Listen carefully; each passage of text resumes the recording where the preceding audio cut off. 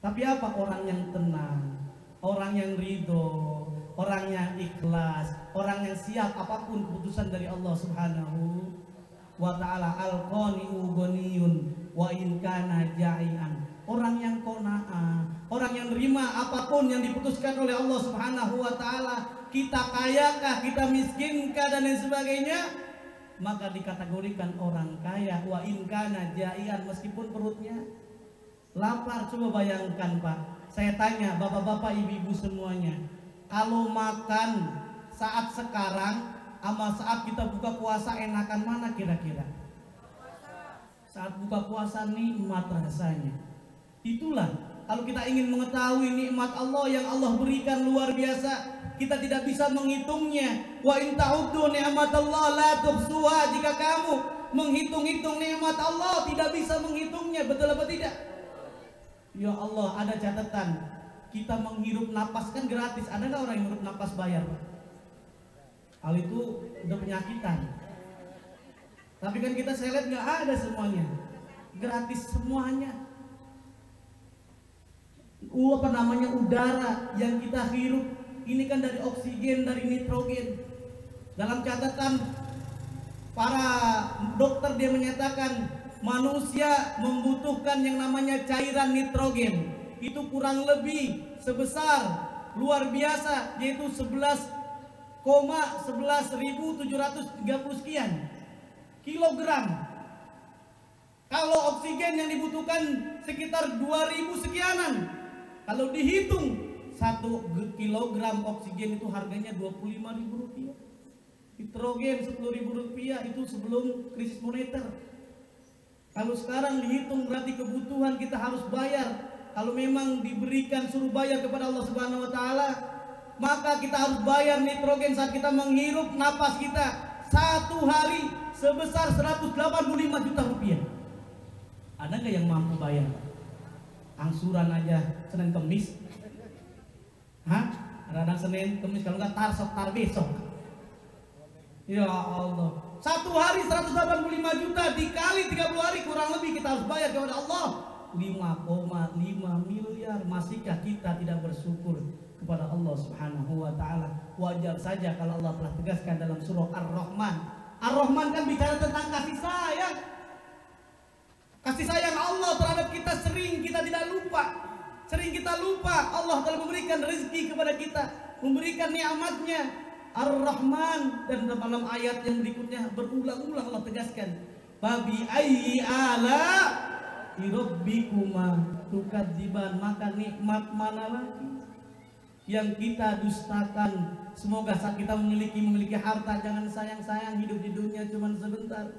Sebelum Allah mencabut nyawa kita, kalau kita mengikuti tentang ajal manusia, kita lihat ajal manusia, Allah mencabut nyawa Nabi Nuh alaihissalam.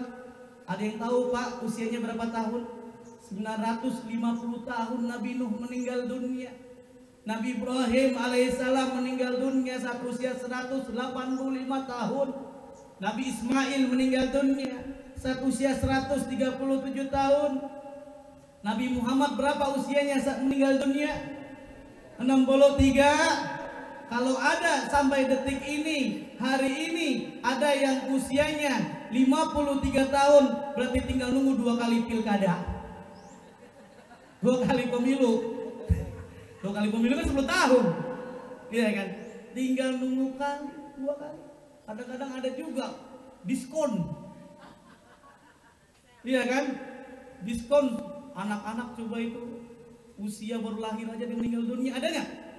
Ya Allah, kalau ada sampai detik ini yang usianya 62 tahun 11 bulan, harap makan yang enak-enak,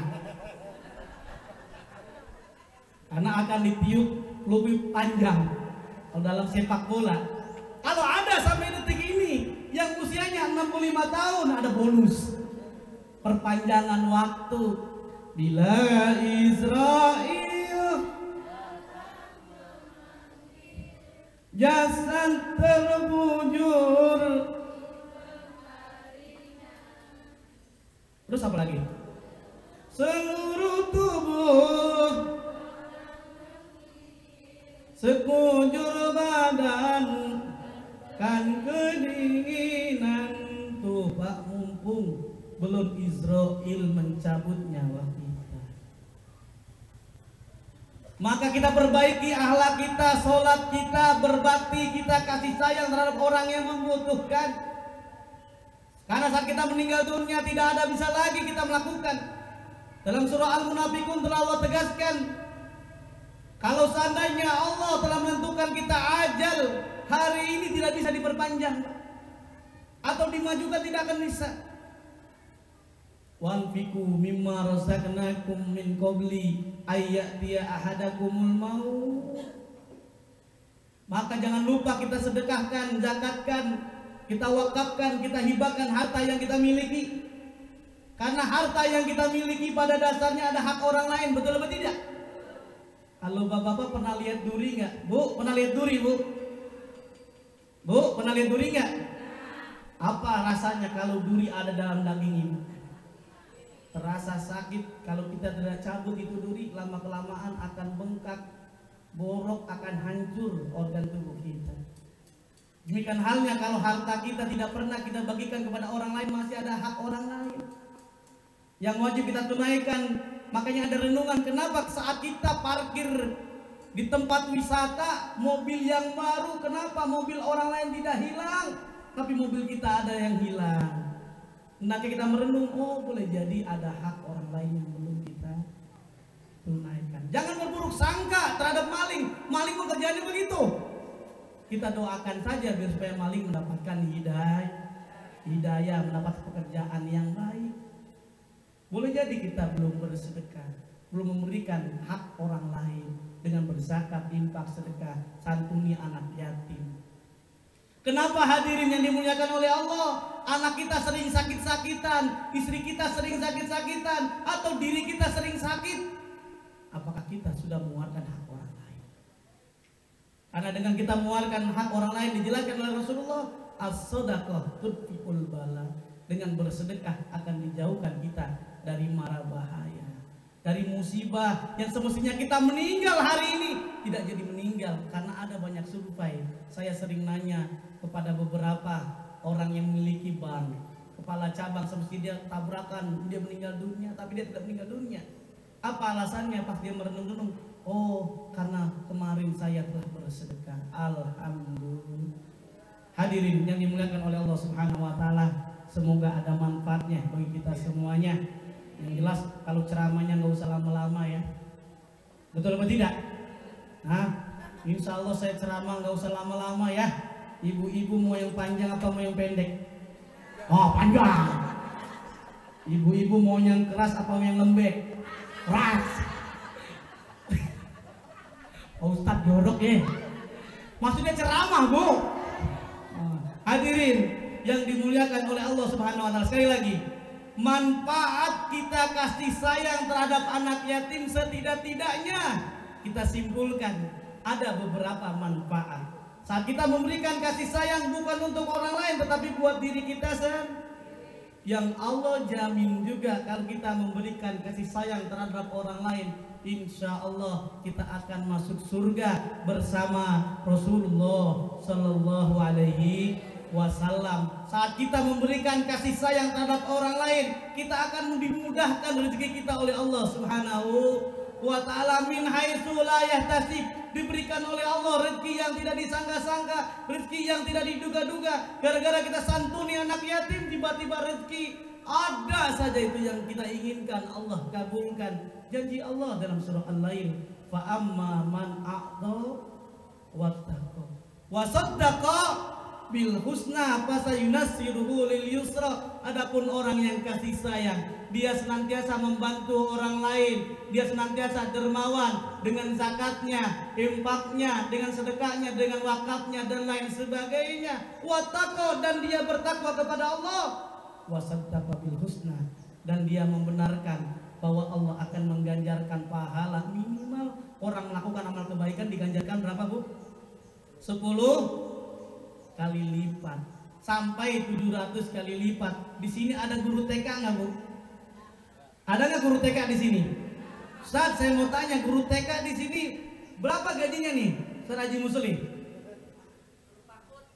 PAUD berapa? 200.000. Hah?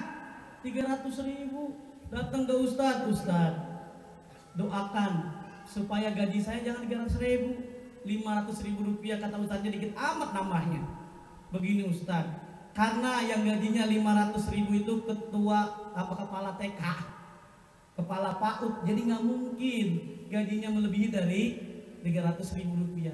Terus bagaimana biar supaya doa dikabul? Nih saya sedekahkan uang 300.000 rupiah karena Allah Subhanahu wa Ta'ala, dan saya tingkatkan sholat saya, zakat saya, sedekah saya, qiyamul lail saya, puasa saya karena Allah Subhanahu wa Ta'ala. Ternyata hadirin hadirat 8 bulan berikutnya datang ke Ustaz, Ustaz, alhamdulillah gaji saya bukan 500.000 rupiah. Awalnya berapa tadi gajinya Bu? 300, saya mintanya tadi berapa?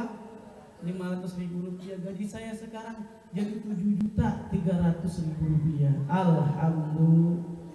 Kata Ustadz, bagaimana ceritanya? Kok bisa? Mintanya berapa tadi Pak? 500.000 rupiah. Kok jadi 7.300.000 rupiah? Begini Ustadz, kebetulan 2 bulan yang lalu saya nikah sama orang yang gajian 7 juta rupiah.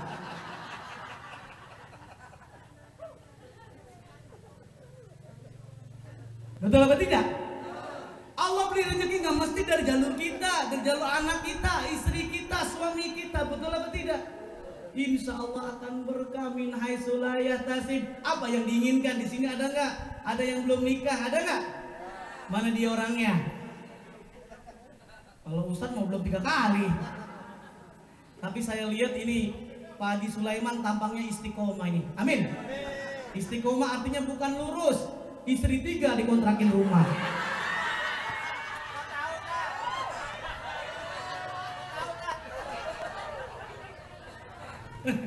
Kalau Ustaz Haji Fadullah, istiqomah artinya lain. Ikatan suami takut istri kalau di rumah. Betul atau tidak? Ya Allah, ini kadang-kadang ibu-ibu jangan galak-galak Bu.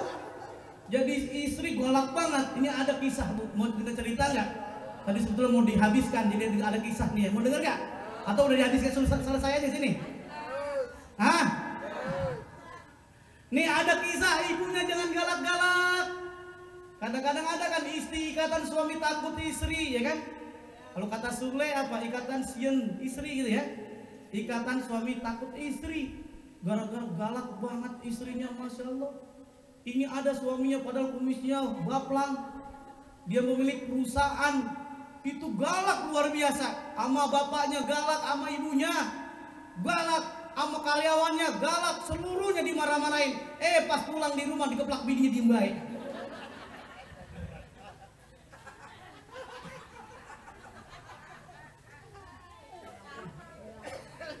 Nah pas pulang rupanya galak, karena galak kan manusia ada batasnya ini. Karena dimarah-marahin, mah jangan marah-marah mulu apa sih mah?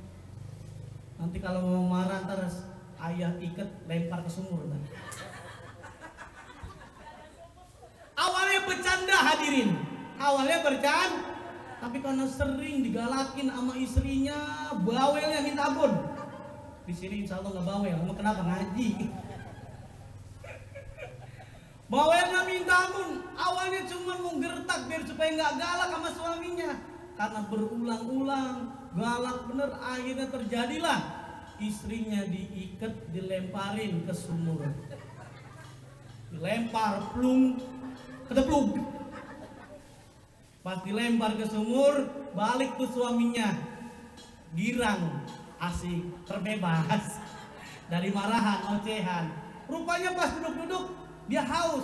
Wah kalau sendirian minum sendiri, makan sendiri. Ah janganlah, balik lagi dia. Balik ke sumur, rumurnya masih ada, zaman dulu itu ada kerekan Pak ya. Nah diangkat, pas diangkat rupanya bukan badannya kecil, badannya menjadi hitam, besar sekali. Pas keluar ternyata itu jin. Pas jin, kata jin, pas diangkat